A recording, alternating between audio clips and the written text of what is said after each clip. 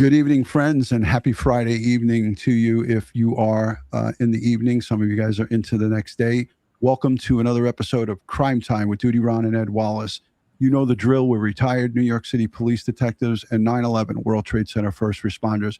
We're going to talk to you tonight about new searches that have been going on in Mexico for Nancy Guthrie on day 132. Ed and Dave, I can't believe that we're still talking about this case on day 132. Over 4 months, Nancy Guthrie still remains a mystery.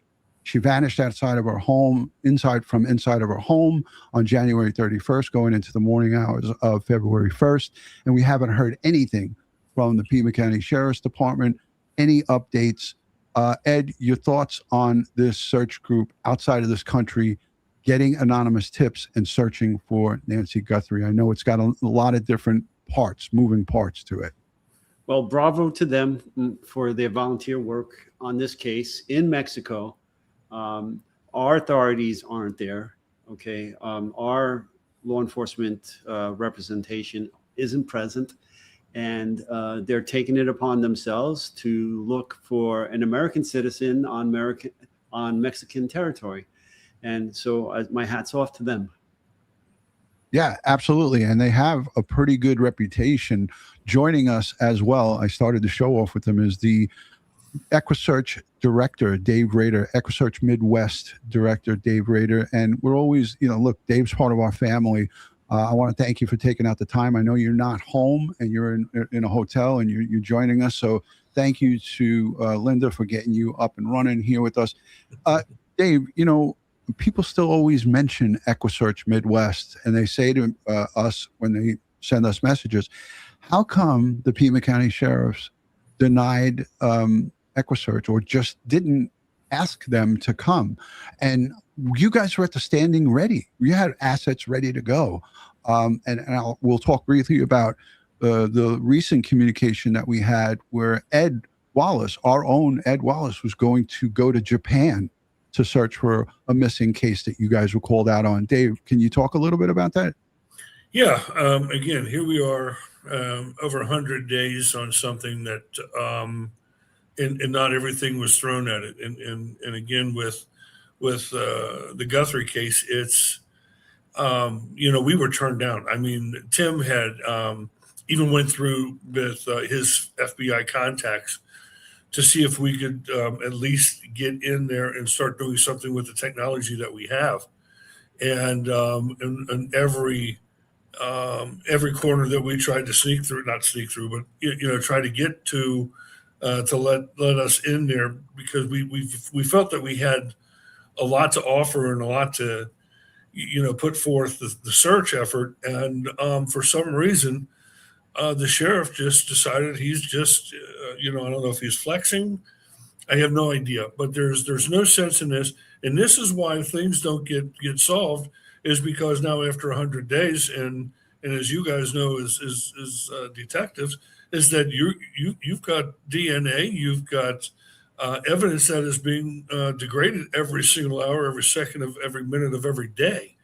So now, you even though we would go in, would we even find anything, or would we, if we did find it, would it tell us what happened, and would it tell us who the killer is, and it would go unsolved? So again, holding off resources that are valuable to, I think, with what we do and what we do best is we need to get in there on day 1, day 2, not day 102. Yeah, agreed. Dave, you said it all. A lot of people in the chat, and shout out to our moderators in the chats, the live chatters. There's people that are saying, we know why Nanos doesn't want her to be found. And you know what? I don't know if that's true, but I will say this. I agree with that statement, because people are looking at his actions or inactions, right, Ed? Yeah. Everybody's watching this. The whole world is watching this, okay? And, Sheriff Nanos could simply, I said it a week and a half ago, when he had that interview, he could have took the camera, looked straight into that camera, looked and talked straight into the mic and said, we're going to find you. We are going to never stop until we find who took Nancy Guthrie from her home. And he didn't do that. He looked down. He gave word salads answers. He was, mixing things up and talking in circles, not something that's indicative of a true leader. And he had a chance to fix or right the ship a little bit. I don't know if he could have completely fixed it, because he's a complete, and utter, clown. But at the end of the day, when you have EquuSearch Midwest, our good friend Dave Rader, you got the United Cajun Navy, which I don't know much about, but they had tons of assets and resources. They were actually there, like pushing with the media. You have these women who were in Tucson. I don't know how closely everybody's followed, but let me know in the chat. We saw these women from Mexico in Tucson, in Nancy Guthrie's neighborhood with sticks, combing through debris and looking in open fields in February. So, you got to shake your head and you got to scratch, you scratch your head, you shake your head, and you throw your hands up in the air. But it's so frustrating. And who is it frustrating for? It's frustrating for the Guthrie family. It's frustrating first and foremost, right? The victims' families, we work for them. It's frustrating for the residents of Pima County. It's frustrating for the law enforcers who really want to get the job done. It's frustrating for the volunteer groups. Don't forget, Dave Rader, he throws the kitchen sink at everything that he does. All the jobs, all of these jobs that he goes out on, I call them jobs, but those are cases that they work. All of the cases they work, every asset. He had Ed Wallace with his passport ready to go to Japan and search for that young kid that got separated from his parents. They found him deceased. Ed called me and he was like, "Hey, you want to take a trip to Kyoto with me?" I was like, "Let me think about that." Ed, thank you for that. I mean, that's a tremendous, that just shows your character and how dedicated you are to helping search and find the missing. Ed, would you go to Mexico if Dave asked you to? Yeah, absolutely. And actually, I've been to Mexico for something just like this. Okay. And we were exhuming dead bodies. I got asked to go down there by a group of forensic anthropologists to be their crime scene person while they were exhuming mass graves of cartel victims. Wow. So yeah, I wouldn't have been a problem for me. So Dave calls me up. I was in Baton Rouge, Louisiana. I was at LSU, and I was just having dinner, having done a full day's work here on campus, and he calls me up and he says, "Hey, Ed, you got a passport, right?" And I said, "Yeah, of course I got a passport. I travel all over the world. I got 2 passports, actually." And he goes, "How would you feel about helping us out and going to Kyoto and searching for this missing Auburn student and flying our drones?" I said, "Yeah, no problem." I looked at the schedule. I called my wife and make sure I could do this, and called him back. Said, "Yeah." And then he said, "Okay, we're going to have a phone meeting tomorrow." And then as I was flying home the next day, Dave calls me and it said, and told me what had happened and that it was not necessary anymore because he was recovered. Yeah. Well, it's great to have that asset for you, Dave. I mean, tremendously. I mean, it was, matter of fact, I'm surprised he didn't have his private jet already fueled up and ready to go with the coordinates in it. So, and he could have already been, he could have been telling me he was in Baton Rouge, but really he was 35,000 feet above Kabul or whatever, People in the chat giving accolades to Dave and Ed for being ready to go to Japan. Ed, they say, Kev says you need to go to Tucson. Ed, yeah. I know with the drop of a hat would go. And you know what? It's funny that Kev MRTH put this in the chat because, Ed, I've been meaning to ask you this. And this is, of course, off topic, but it is about Nancy Guthrie. If the family was to hire you as a forensic expert, and I'm asking you this, it's not, the family didn't ask Ed, so don't, please, chat and folks who watch the replay, don't get the wrong idea. But Ed, if the family asked you to go to their mother's house and do a forensic workup, A, would you do it? And B, would it be worth it to do it now that so much time has passed and the house has been given back to the family? That's a question I think most of our true crime enthusiasts want to know. Ed, would you, and could you answer those questions? Yeah, I would do it. If again, they would have to get permission from Sheriff Nanos to allow me to enter the crime scene. But I believe, correct me if I'm wrong, but I believe he gave the house back to them. It's no longer a crime scene. You're right. Yeah. So if that's the case, then yeah, there's nothing stopping me from going in there and doing a forensic workup. Okay, looking around, seeing what was done. If they can get their hands on all the reports, on all the work that was done forensically, and then I can review it before I leave New York to go there. I can consult with them and say, okay, this is what they've done. How badly has the crime scene been altered? What have you done since all this work was done and the house was released to you? Did you have any cleaners go in there? Did you have any contractors going in? Did you do any work to the location?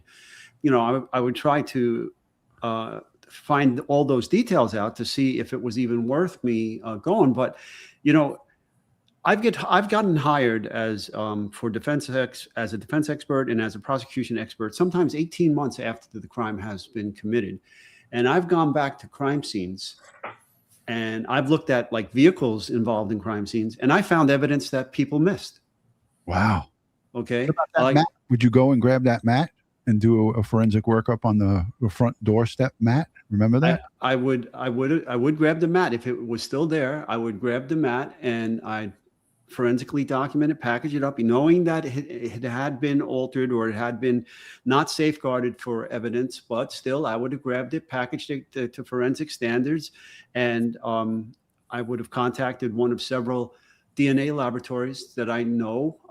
And again, this is with the family's permission because they would have to pay the bill for this. And then I would have the mat FedExed overnight to that laboratory, establish a chain of custody for it, and have them work it up.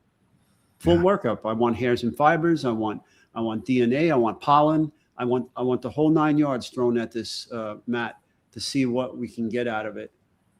How many folks in the chat would love to see or hear of Ed Wallace being hired by the Guthrie family to go in there and forensically scrub that house? Because, Ed, I would be Tyvek suited up with you there. Absolutely, 100%. Just, for even just to do security for your equipment. I would be just watching your equipment for you. I mean, I couldn't do any of the things that you do, but I certainly would be there to lend a helping hand. And I know Diamond Dave right here with those 36-inch gun arms, he would be there. Absolutely. Ready to do it. Absolutely. Let's reel it in and come back to what we're talking about here, the new searches. So for those of you who may or may not know, a tip came in May 10th, last month, May 10th, 2026, to the search group in Mexico. They commenced a search. I guess it took them 6 days to get a search group together or to plan, and that's okay. So they went out on the 16th, May 16th. They did the search, negative results. A second anonymous tip came in on June 10th, which is this past Wednesday. They went out on that same day and searched with negative results. They have a third search set for next week, undetermined date.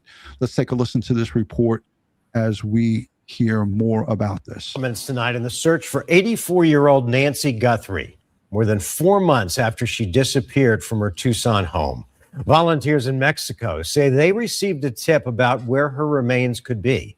12 News reporter Maria Stobbs is here with the latest. Maria? Mark, that's right. This search group regularly looks for missing people, and they've helped find the remains of dozens of people in the Nogales area. But this is the first time they've received a tip that specifically mentioned Nancy Guthrie. For the volunteers with Buscando Corazones, anonymous tips are common, often leading them to remote parts of Mexico as they search for missing people. We usually get anonymous calls almost every day. This time, they're looking for answers in a case that has captured national attention. Were you familiar with Nancy Guthrie when you did get that tip? In reality, no, I didn't know. Once they told me, I looked her up. That's all I know. Here in Mexico, we search for all those who are missing the same way. Ramona Guadalupe Ayala Ortiz, the leader of the collective, says a caller last month told her Nancy Guthrie's remains are buried close to the Mariposa port of entry in Nogales, just across the border. Nancy, the mother of Today co-host Savannah Guthrie, has been missing since February 1st after police say she was taken from her Tucson home. Savannah Guthrie has since returned to work, but the pain remains. It's always with me, you know. I mean, I cry every morning on the way to work and I cry every morning on the way home. Despite video showing a masked man at Nancy's home the night she disappeared, there are still no answers or suspects. And we still need everybody's prayers. Yeah, And Nancy. we still wish someone would call and say what they know. After receiving the tip on a possible gravesite, volunteers alongside Mexican authorities conducted a search on May 16th and returned again on Wednesday. They only told me to search near the streams under a velvet tree. That's all. So we, as searchers, have learned the techniques for finding a clandestine grave. Ramona says searchers are looking for any signs the ground may have been altered. And I wanted to ask you, and Dave, you could chime in at any time. When they talk about these clandestine graves, how sensitive is this recovery process? I remember you with Dr. Murray Marks speaking about sifters, using sifting once you do discover a clandestine grave where a person has been buried for an extended period of time. How extensive is this type of operation, and how sensitive is it and important is it to collect this stuff properly, Ed? Well, first you got to document it properly. You just don't, break out the shovel and start digging. And first you have to thoroughly document it, map it out, 3D laser scan it, grid it, and then set up clean workstations with tents and clean tarps on the ground, and various clean 5-gallon buckets, clean shovels, clean trowels, clean dustpans, clean brushes, the whole 9 yards. And 3D laser scan everything first, then start, sign somebody, and they got to be wearing PPE, because I don't see that here other than the gloves. So you need to be wearing Tyvek and so forth. And then you start digging up one of the grids and bringing the soil over to the sifting station. And the sifting station has a series of screens at different sizes, and you pour the dirt in at the top and you sift. And based on the size of the objects in the soil, it will fall into one of the multiple screens that are present, and then it captured. Then you look at it and you document it, and you see if there's any investigative materials there: bones, teeth, jewelry, identification things, organs, hair, whatever the case may be. And it's a painstaking process. It is an anthropological dig, and it's not something that should be attempted by the untrained. Right. And let me just say this. I mean, again, Dave, I want to go to you here. You've been on many searches where you talk about where law enforcement's asking you guys to dig, right? And searching for very, very old cases for people who've gone missing or murdered and so forth. When you guys are say, and I would have to argue that this is they're just randomly digging in areas that maybe an anonymous caller called in, or whatever this is. I'm not 100% sure exactly what we're looking at here, but this is what the news used. But when your folks are being called by law enforcement, and then all of a sudden you now identify something that looks like a bone, just tell the audience what happens with you guys as pros while you got law enforcement there, Dave. Well, again, I mean, there's processes that you have to go through as far as with, like Ed said, you got to have everything that's pristine. You can't have any cross contamination. But first you have to get to that area. And I think that's where we come in at, as far as honing down an area. So we have the drones, of course, the M3M that actually detects whether a piece of ground has been disturbed or not. So once we would use that, and if it looks like a piece of ground has been disturbed, then at that point in time, then we could send in just a couple of people, or the detective team, one or two. So that way, when you go into this, and if it does happen to be your zone, then at this point in time, your crime scene is still pristine because you're sending law enforcement in. They're making their determination. If they need further evaluation, then we can probe it. Then we can dig a little bit as far as until we hit something. And then once we hit something, then we sit there and turn it over to the Right. to the professionals, unless they want us to continue on assisting with them. That's Yeah, exactly. I mean, what- there's many ways when we're searching what we're looking for, signs of a clandestine grave. Recently disturbed soil, the size and shape of the disturbed soil. We could use thermal imaging, and the drone has thermal imaging, plus there are handheld thermal imagers. And what I like to do is we go there after the sun has been out all day beating on these areas of the disturbed soil, because what happens when you take a shovel and dig out the soil and you put it to the side, place a body in, and then put the soil back, you disturb the mineral makeup of the soil. In addition, the body is decomping and giving off heat. So what ends up happening is the clandestine burial site will have a different heat signature after the sun sets than the undisturbed soil. Okay. And then that would be a clear sign of potential clandestine grave. That said, we can also use ground penetrating radar. But basically, it's a big metal sled with a radar device on it that shoots radar waves, almost sonar. It's closer to being sonar than radar. But anyhow, it goes down into the ground and maps on the ground anomalies. Right. And that could help us there too. And then obviously cadaver dogs. Okay. Right. If you had a site that you suspect is a clandestine grave, you run a cadaver dog over that area. We're not aware of how much technology this search group has. I really don't know a lot about these ladies, but I know that they're dedicated and they've found many sets of remains. And Ed, you talked about the cartels over there and how people are, shot or killed and dumped just randomly. These are anonymous tips. So as it pertains to Nancy Guthrie, who's on the screen here, when you have these anonymous tips and someone's calling it in, you can't just ignore it.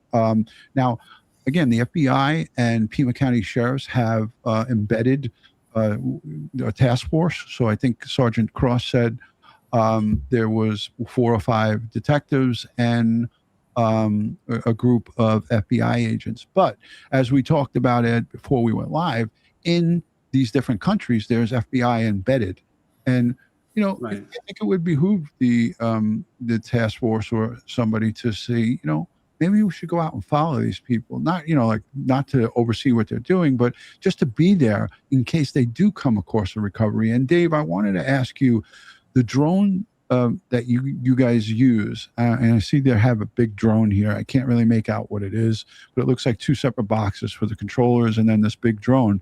When we talk about these possible shallow graves, and that's how they were talking about it, is there technology on these drones or in the software that Shane gives you guys access to locate that can locate anomalies in the ground to see if there was perhaps a grave site there, Dave?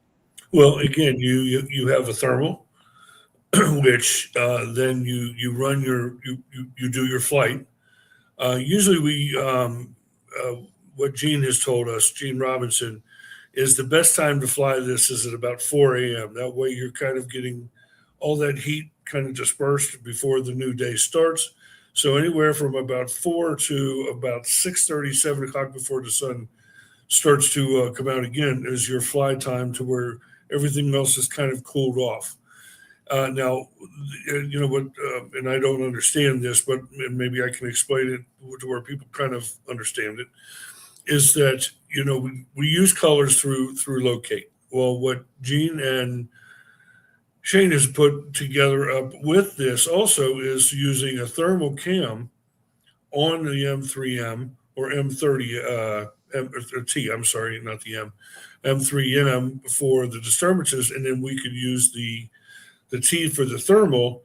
And then it's, from what I understand, you don't even look at a picture. So if I'm not mistaken, there's 330,000 pixels in each one of these thermal images. Each one of them, each pixel has its own heat. So let's say if you keep getting 30s, 40s, 50s, and all of a sudden you spike up to 90 is where you want to go, because that's closest to the body temperature. And usually 9 times out of 10, that's where your body's going to be. So, and now as far as like how long that lasts, I'm not too sure, because you have, how deep is it, the conditions around it. There's a lot of factors, if there's clay or if it's sandy soil. So there's a lot of different factors in different parts of the United States that you can have to throw into the equation. Yeah. Also, the ambient temperature in the environment, especially in the desert areas. At night, at daytime, it gets really hot, and then at nighttime, the temperatures drop really low as well. So you have these dramatic temperature swings, and that can affect how a body decomps as well. The higher the temperatures, the better the bacteria growth is, the more decomp that's going to occur. The lower the temperature, the lower temperatures tend to retard the bacteria is needed to decomp a body. And so the heat signature on a lower temperature body is not going to be the same as the heat signature on a body that's well heated. Yeah, a lot of this even depends on the entomology. Yeah. Right. Yeah. Hey, Twyla's joining us. I don't want to keep her waiting, because, if you keep a woman waiting, they get kind of mad.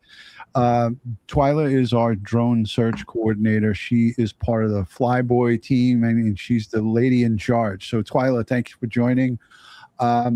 We're discussing, you're muted, by the way. We're discussing the Nancy Guthrie search down in Mexico that's ongoing with the group of ladies that search for the missing. I don't know if you're familiar with them or if you heard of them, but there's been some anonymous tips coming into Mexico, and they've been following up on it. We were just talking about the drone capabilities. Thank you for joining, Twyla. Oh, I'm so glad to be here with you guys. Good to see you. Good to see you too. It's been a while. I did see something about those ladies, but I didn't really read up on it, because I think maybe we was working another case at the time or something. So yeah, what we were just discussing is that, it's alleged that Nancy Guthrie potentially was, again, these are anonymous tips, buried in a shallow grave somewhere in Mexico, right over the border, from going into Mexico.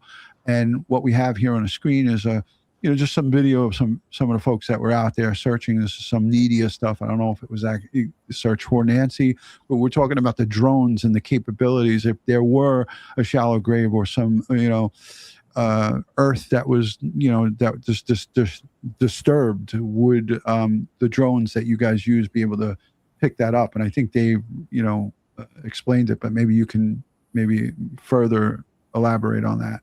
It's actually not the drone that picks it up. It's the camera that's on the drone that picks it up. But it will actually show disturbance. If somebody's buried, it'll show disturbance in the ground. And then it shows like when you disturb the ground and then you put an individual in there and then you cover them up with the dirt, as they start decomposing and then the grass starts growing back on top of that area, it grows back a different type of color. Like, I don't want to give out too many details because you never know who's watching, but it's actually the camera that's on the drone that does the work. Ed? Yes. I saw you shaking your head as Twyla was saying that. Well, yeah, Twyla is 100% right. When the indigenous plant life starts to regrow in a clandestine grave site, it's going to be different color and a lot healthier than the areas around it that were not disturbed. I'm going to just put it that way so we don't give away the store. Yeah, That's right. That's right. But it's the camera that's on the drone, and it has been proven to work in many cases. Gene has done so much experimenting at the body farm, and the stuff that he's passed on to me to use as training. And I'm sure DutyRon and Ed, y'all have seen things behind the scene as well as me and Dave has.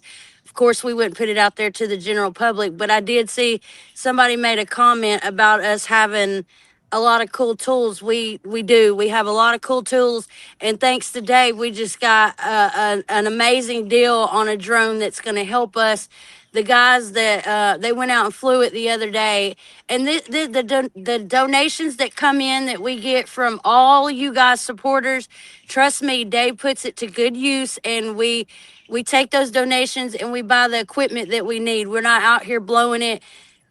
Dave runs a tight ship, and he makes sure that we have the best of the best. He just got the drone team some screening type thing that when the boys are up flying in the air, the law enforcement or any other teams that's down below or whatever will actually be able to see this on the screen as it's taking place.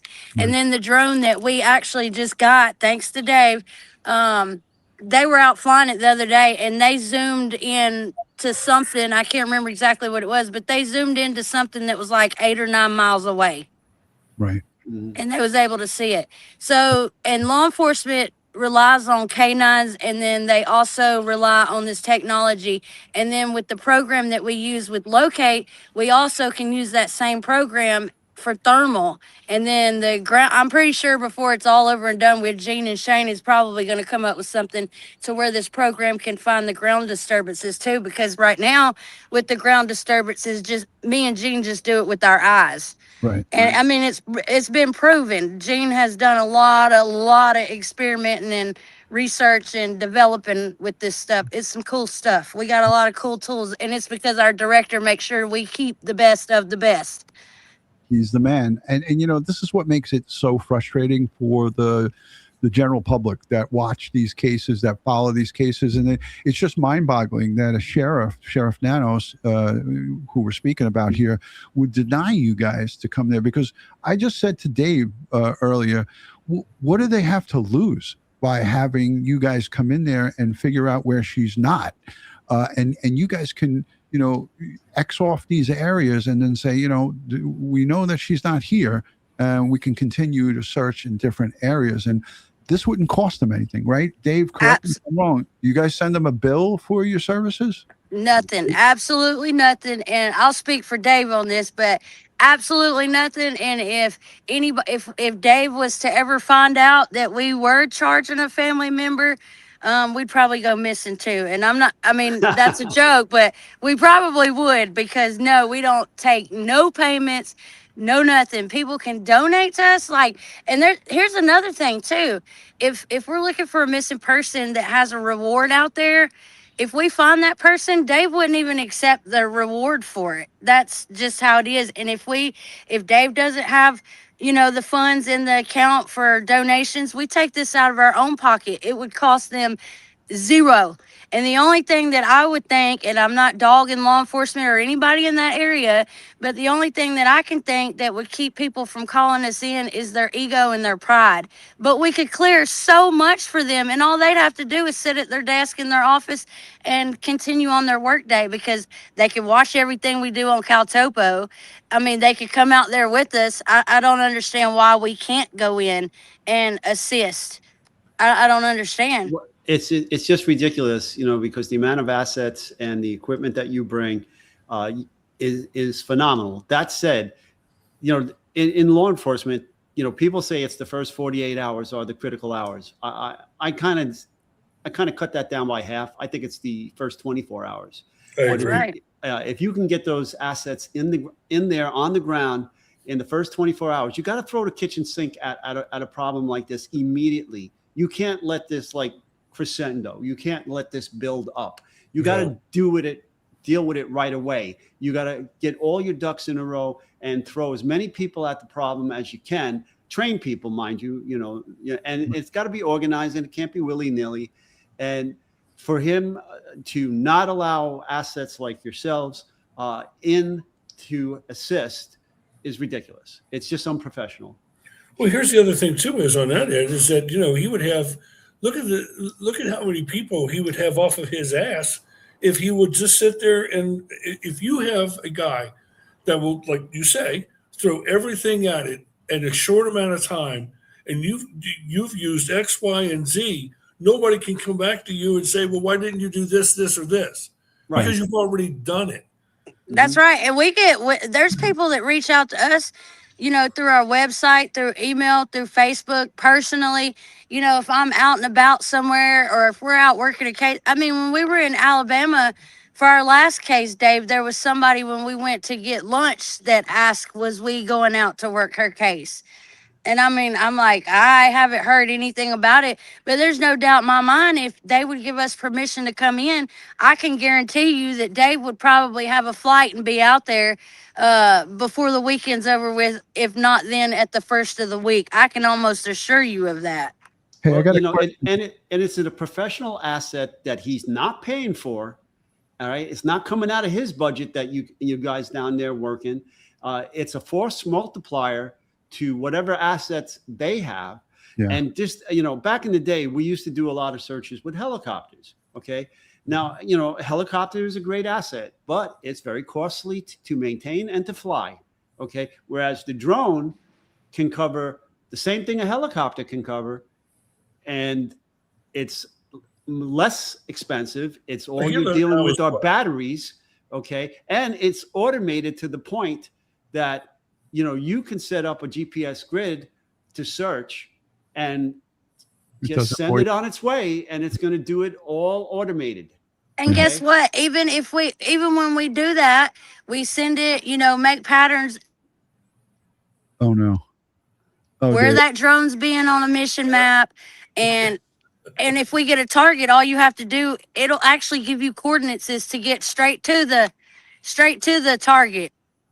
Yeah. Mm-hmm. Yeah. Well, again, what is a helo run now, Ed? Probably between $2,000 and $3,000 an hour. Yes, easily, and the fuel is tremendous. Fuel and then a pilot. So I want to ask Twyla and Dave, and I'll go to the big boss, which could be Twyla or it could be Dave, depending on how you look at this thing. But Choose wisely. Dave, you're the director, and you're in charge of asset allocation. So here's something that I know our true crime audience and guys in the chat, let me know if I'm on the money with this. Dave, if the Guthrie family went directly to EquuSearch's website or contacted you directly, and just let's say for argument's sake, Savannah got on the phone and said, hey, Dave, I want you guys to go out and search my mother's property. The property is no longer a crime scene. Would you guys go and do a search grid with all the tools and the assets you have for my, to my mother's house, to the property? Would you guys do that?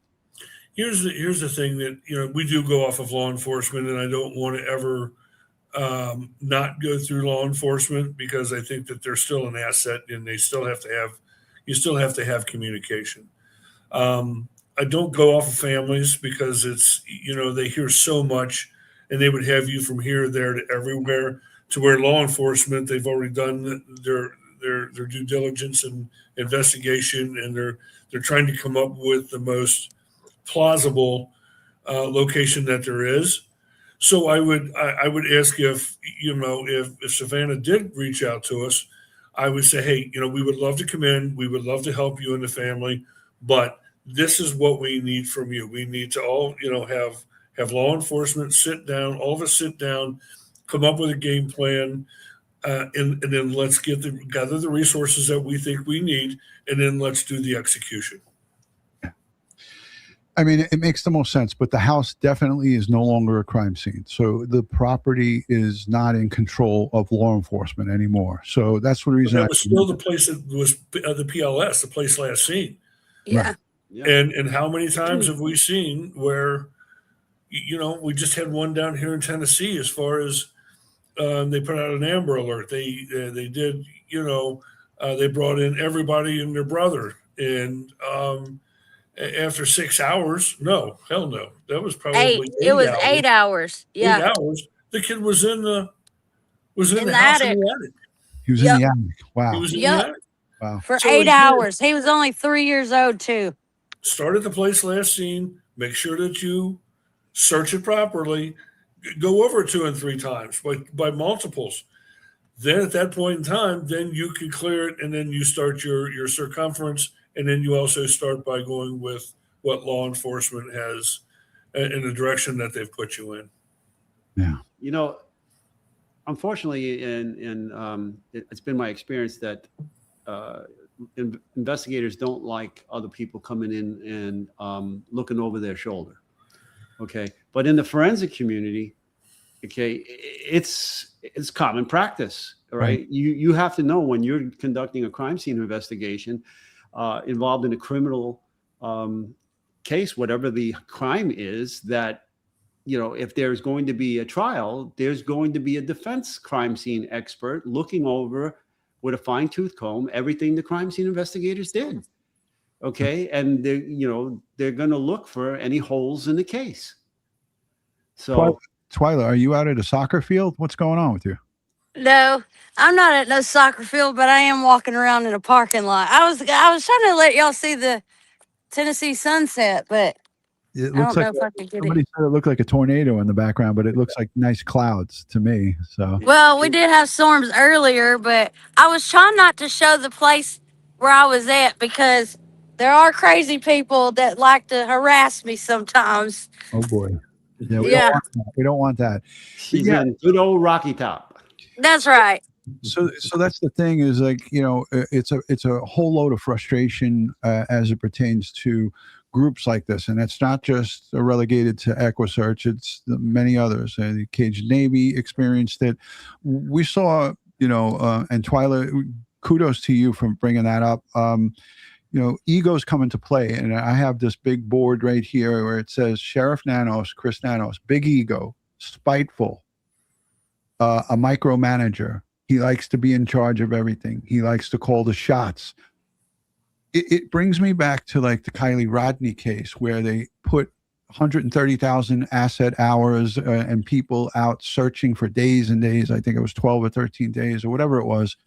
And a search group came in there, and on the first day that they launched out a boat, they found the car 12 to 15 feet off of the shore, upside down in that lake. And now it's not too far away from Arizona. California is right there. It's right next to it. So, you know, maybe this guy is like, you know, I want to be the one to figure this out, or I don't ever want it to be figured out. Who knows what this mind of this, you know, clown Nanos is? I have no idea, but all I know is I've never seen anything like it.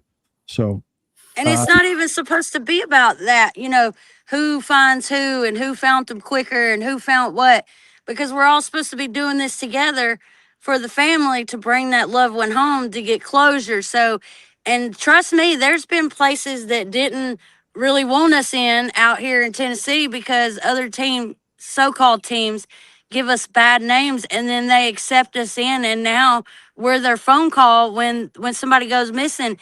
And we don't do it to make it hard on law enforcement or for egos or anything like that. We do it to try to make it easier on them.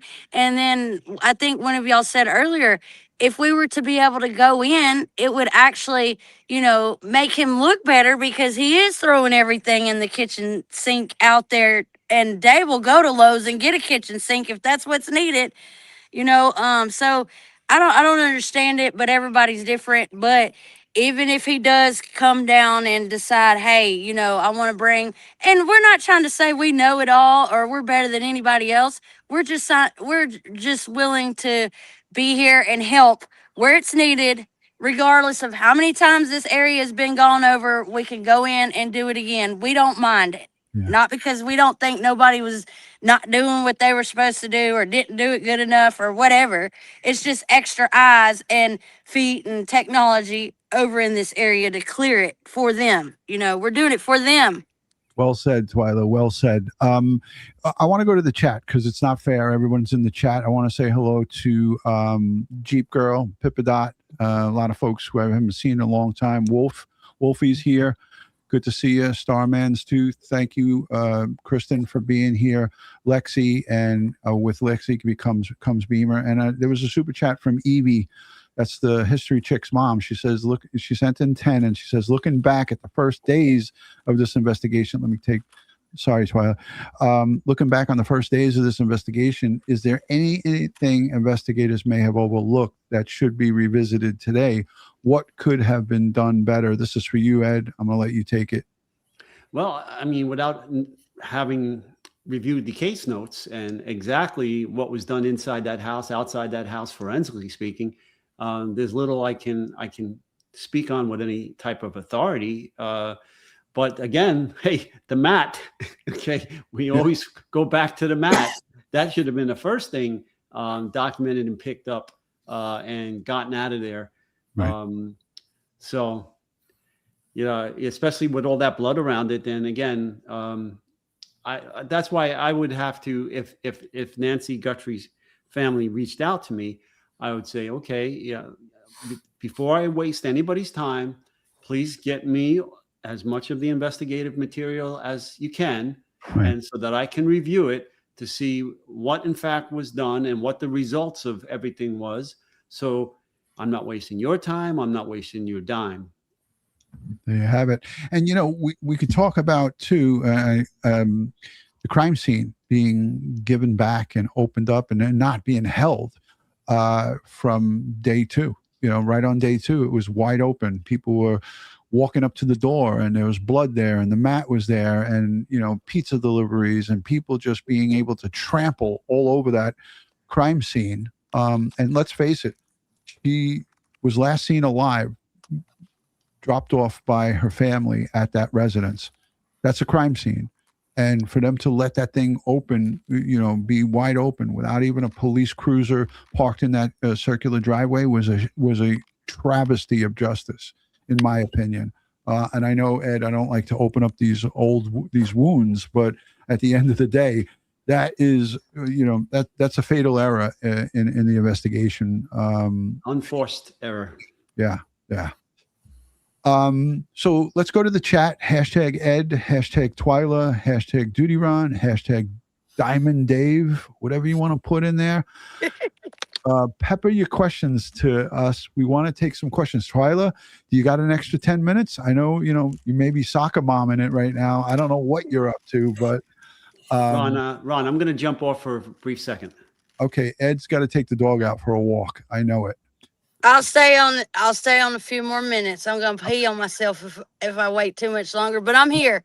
I'm here for a few more minutes. Go use the bathroom. Go and use it. And no, I'm okay. I'll wait. We don't want any accidents on I got a soccer mom diaper on. Okay. Oh, golly. I'm just kidding. So I want to acknowledge some people in the chat. Beamer is here. In fact, Heather, whatever, Cat H, Pippa Dot. I think I said hi. Duke Metziger, thank you so much for being here. 857 Tucson, I believe I saw in the chat. Thank you for being here, everybody. Yeah, so there it is, 857. Sharon in the building, good to see you. So let's see if we had any questions come up. TMI says, Sharon. TMI, Twyla, with a laugh. I think everybody. Sorry. We all got to do it. Yeah. So let's see. Kimberly, thank you for becoming a member. Well, being a member for over 17 months. Kimberly Gutierrez, good to see you. Beamer's laughing at Twyla. Witchcraft is laughing at Twyla. Twyla has stole the show. All right. So being that there's no questions, I want to play this. Twyla, go ahead. You can go and do what you got to do. I'm gonna love y'all very much. I love you too, Twyla. Thank you so much for being here. All right. Dave, it's just going to be me and you for a second because Ed's probably taking the dog out. I thought somebody would have some questions for Twyla, but let's listen to the media on this because I never got a chance to finish it. Okay. We go. Yeah, this is where we were. Right here. No. After receiving the tip on a possible gravesite, volunteers alongside Mexican authorities conducted a search on May 16th and returned again on Wednesday. They only told me to search near the streams under a velvet tree. That's all. So we, as searchers, have learned the techniques for finding a clandestine grave. Ramona says searchers are looking for any signs the ground may have been altered, including burn marks and uneven soil. but both searches have come up empty. Now they're planning to search another stream on Tuesday. We have hope that we will find it. The Pima County Sheriff's Office says they are aware of the reports about the anonymous tip. They say they have not been contacted by Mexican authorities about the search efforts and that they're So this is what's freaking me out. And before we put Ed back on, because he's got something very special to show us, this is what's freaking me out, Dave, is that Pima County Sheriff here just said to the news that they have not been contacted by the Mexican authorities. And Dave, wouldn't you think that the sheriff that's in charge of this case, or that was in charge, I don't believe he's in charge of anything right now, but wouldn't you think that the sheriff in charge of this case would be like, hey, don't you think I should fucking call the Mexican authorities and say, hey, what the hell's going on? I need to know. This is my resident from Pima County that's missing. Can you update me? No, it's just so ass backwards, man. Right? I mean, Dave, am I off on this or what? No, absolutely not. I mean, again, if you have a crime that could have went into the next county, that sheriff usually would sit there, the detectives would contact that county and say, hey, we may have to come back over into this to kind of give you a heads up. Yeah. I don't know why, with as close as this is to the border, and it's a possibility that she was taking across the border, is that wasn't one of the first things established, is that, hey, let's go ahead. But again, it depends on where the investigation is going. But I would at least sit there and say, hey, just in case this goes over, I just want to say, hey, let's all sit down. I would have had a powwow with everybody in the Mexicans, all the way to the counties that bordered this woman's house. Right. That way you've got everybody on board. Everybody's got a plan of action. So if you do have to go over into there, what can they bring? Right. Yeah. 100%. You're spot on. It's crazy. I mean, I have to listen to this one more time, just the audio part. Reports about the anonymous tip. They say they have not been contacted by Mexican authorities about the search efforts and that their investigation is ongoing. Live in studio, Maria. Unbelievable. I had to hear it a second time. It's crazy. Let's add Ed Wallace back because he's back from walking. I think he was taking Kara out. I don't know what he was doing, but let's see what he's got. Well, folks, I wanted to show you my new family member. This is Linus. He's a rescue from the lab in Wisconsin, and I picked him up several weeks ago, and he's coming along quite nicely with our family, and I'm going to put him down now. Okay. And just wanted to show you here, but let me step off again. So yeah, go ahead, Ed. Go. So I just wanted to say, Ed adopted that dog. He was part of 1,500 beagles that were rescued by an agency called Paws for Wars, and many other people were involved in this. It's been all over the news. 1,500 beagles were lab dogs that were being tested by this company, and I don't even know the name of the company. It was in Wisconsin, and they rescued 1,500 of them, and they needed to have homes, but they've never been outside of a cage. They've been locked in a small little cage their whole entire life. So God bless Ed and his wife for taking in Linus and rescuing and giving that dog a wonderful, nurturing, loving home. So kudos to Mr. Wallace. He's always doing great stuff, and look, ready to go with you and represent EquuSearch Midwest in Japan to search for the missing. So, again, Dave, I want to thank you for taking an hour out of your time to hang out here with us. As long as my phone's charged or my computer's on, look, dude, it's a no-brainer. I'll make time. Yeah. And Ed Wallace, he would, at the drop of a hat, go down into Tucson. People in the chat are saying, love to see Ed back in Tucson or in Tucson. Here's one from Patricia Casey Bold. She says, I'd love to see Ed in Tucson. And you know what? I would love to see Ed in Tucson because I think he could do at least be able to X off that house and say, hey, this house is clear. This house is clean. It would make me feel better just knowing that Ed is down there with his knowledge and his expertise, and how he dots his I's and crosses his T's with everything that he does. That would be amazing just to see him down there and doing that. People even alluded to in the chat, Ed, that they needed you back in the Karen Reed case to look at the house on Fairview. Yeah. Well, yeah. Woulda, coulda, shoulda. Yeah, exactly. I want to thank everybody for the replays, for the live chats, the super chats, the becoming of members. I want to just make sure I didn't miss anything. Kimberly, thank you for being a member for 17 months.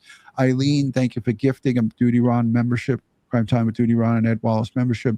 Jennifer Nobles, I can't do this to Dave. He's a guest. I'll cover me up. Jennifer Noble says she's, holy crap, member for over 62 months, and she's a platinum member, hoping still for a positive outcome for Nancy Guthrie.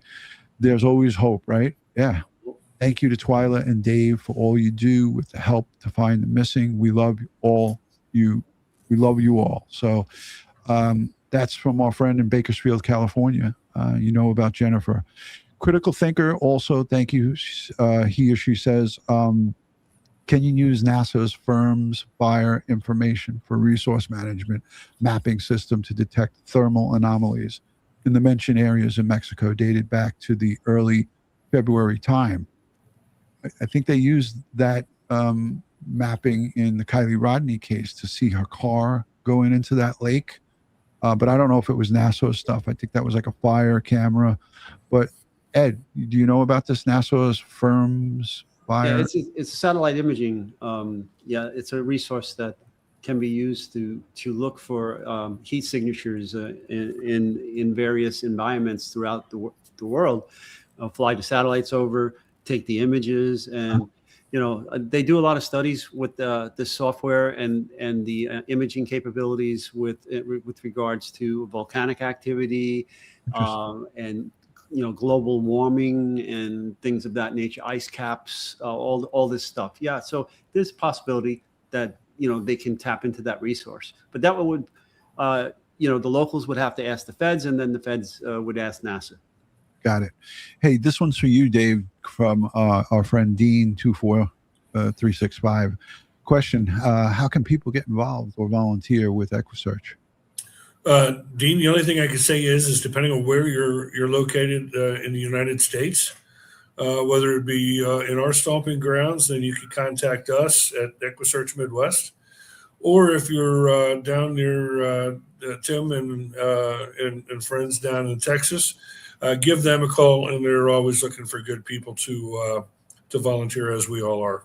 Yeah, there's a form online that you can fill out, if my memory serves me correct. So it's pretty straightforward. You just reach out to them, and they'll guide you on where to go and how to volunteer.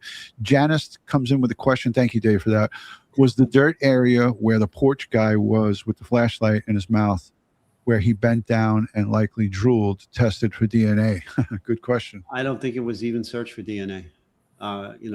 I don't think it was looked at in that area for any signs of disturbance or with an alternate forensic light source or anything like that.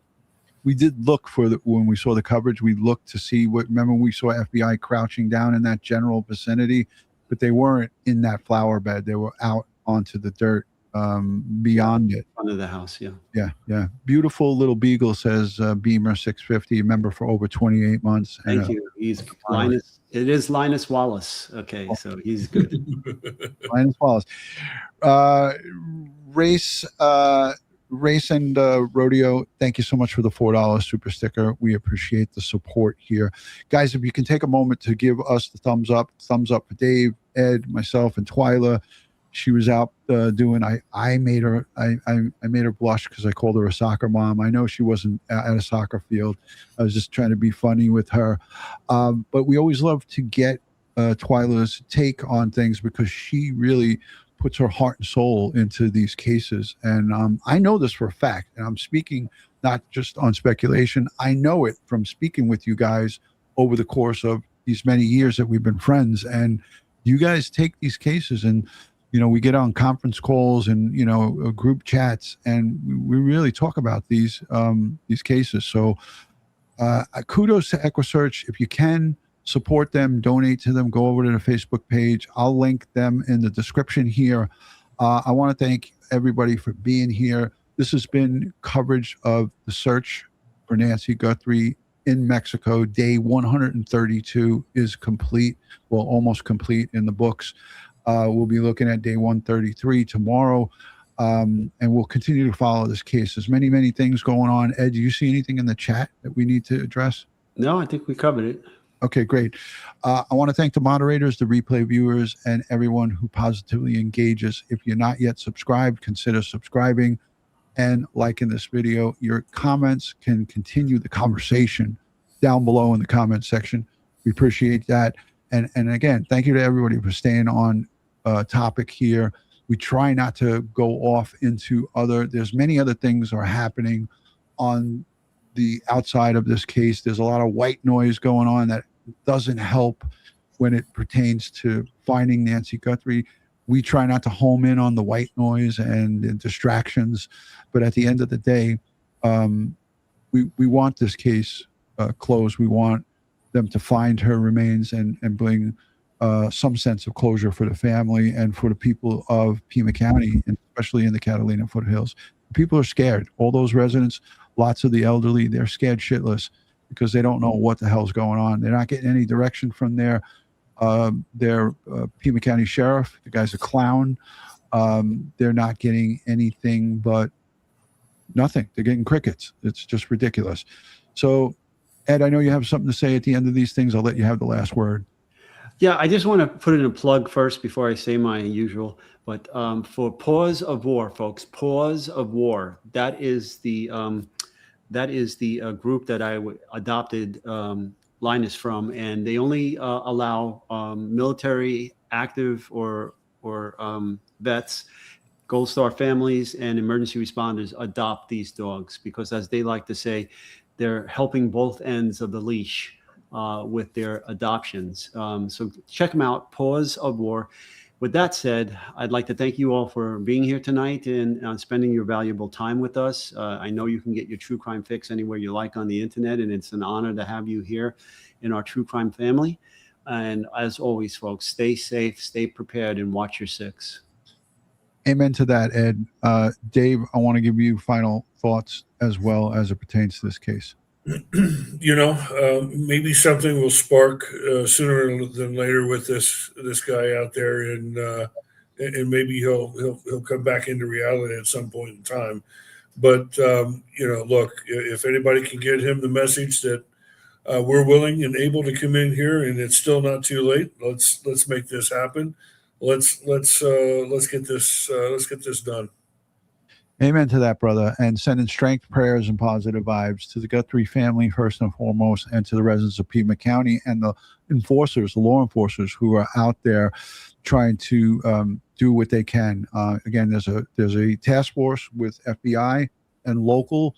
They're working this case night and day, and I'm hoping that they'll get to finding what happened and bringing to justice the savage monsters who did whatever they did to Nancy Guthrie. And I say that plural because I'm almost certain that it's more than one person. So on behalf of Crime Time with DutyRon and Ed Wallace, thanks for joining. Thank you, Dave. Thank you, Twyla. And thank you to Linda for giving us the tech to getting Dave on. Appreciate that. Absolutely. We almost thought we were going to lose the little one there for a second, but she bounced back. All right. Yeah, Twyla did have a little hiccup, and she did come back. So you and I had a little laugh on screen. I don't know if people noticed that, but that was pretty funny. We'll use that in the bloopers, Dave. It's like, oh no, here it goes. Like, no, not again. No. From New York and an undisclosed location with a green wall in the background. We'll see you guys soon. Good night.